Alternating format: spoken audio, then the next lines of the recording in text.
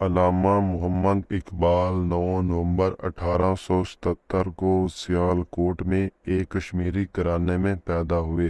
آپ کے والد کا نام شیخ نور محمد اور والدہ کا نام امام بی بی تھا۔ گھر کے مذہبی ماحول نے انہیں اوائل عمری سے ہی اسلام کی محبت میں رنگ دیا تھا۔ وہ شروع سے ہی نہایت ذہین طالب علم تھے۔ میٹرک کے بعد آپ کا رابطہ مشن کالج کے عربی کے استاد اور مشہور عالم دین سید میر حسن سے ہوا۔ جب تک آپ سیالکوٹ میں رہے، سید میر حسن سے فیض یاب ہوتے رہے اور انہی کی تربیت نے آپ میں اعلیٰ تعلیم حاصل کرنے کا ذوق پیدا کیا۔ انٹرمیڈیٹ کے بعد 1895 میں آپ گورنمنٹ کالج لاہور میں داخل ہوئے۔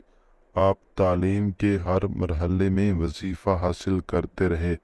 1897 میں آپ نے BA کا امتحان بڑے امتیاز کے ساتھ پاس کیا۔ گورنمنٹ کالج لاہور میں آپ فلسفے کے استاد آرنلڈ سے بڑے متاثر ہوئے، چنانچہ ان کے زیر اثر آپ نے 1899 میں MA فلسفے کا امتحان امتیازی حیثیت سے پاس کیا۔ MA کرنے کے بعد آپ کچھ عرصہ تک اورینٹل کالج لاہور اور پھر گورنمنٹ کالج لاہور میں فلسفہ اور انگریزی کے پروفیسر رہے۔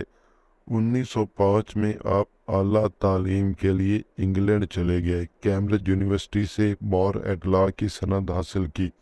1908 میں جرمنی میں اسلامی فلسفہ اور ایرانی تصوف پر تحقیق کر کے PhD کی ڈگری حاصل کی۔ 1908 میں وطن واپس آ کر دوبارہ گورنمنٹ کالج لاہور میں پروفیسر متعین ہو گئے، لیکن جلد ہی گورنمنٹ کی ملازمت سے اکتا گئے اور وکالت کا پیشہ اختیار کر لیا۔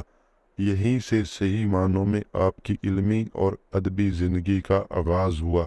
جنوری 1923 میں برطانوی حکومت نے آپ کی علمی فضیلت کے اعتراف میں آپ کو سر کے خطاب سے سرفراز کیا۔ وکالت کے دوران آپ نے سیاست میں بھی قدم رکھ دیا اور آپ 1926 میں لاہور کے حلقے سے صوبائی اسمبلی کے رکن منتخب ہوئے۔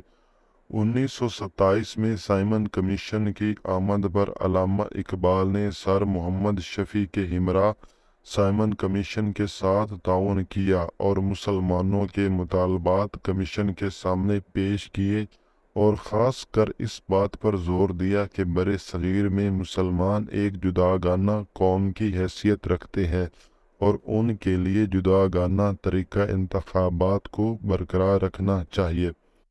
دسمبر 1930 میں مسلم لیگ کا سالانہ اجلاس الہ آباد میں منعقد ہوا۔ اس اجلاس کی صدارت علامہ اقبال نے کی۔ وہاں آپ نے مسلمانوں کے لیے ایک الگ ملک کی تجویز پیش کی۔ 1931 میں گول میز کانفرنس میں برصغیر پاک و ہند کی مسلمانوں کی نمائندگی کی۔ 1933 میں آپ افغانستان کے بادشاہ نادر شاہ کی دعوت پر مولانا سید سلیمان ندوی اور سر راس مسعود کے ہمراہ افغانستان گئے اور وہاں افغان حکومت کو مذہبی اور تعلیمی امور کے بارے میں مشورے دیے۔ وفات 21 اپریل 1938 کو آپ خالق حقیقت سے جا ملے۔ بادشاہی مسجد کے سیڑھیوں کے بائیں جانب حضوری باغ کے سامنے آپ کو دفن کیا گیا۔ آپ کی آخری آرام گاہ پر حکومت افغانستان کی امداد سے ایک بہت خوبصورت مزار تعمیر ہوا۔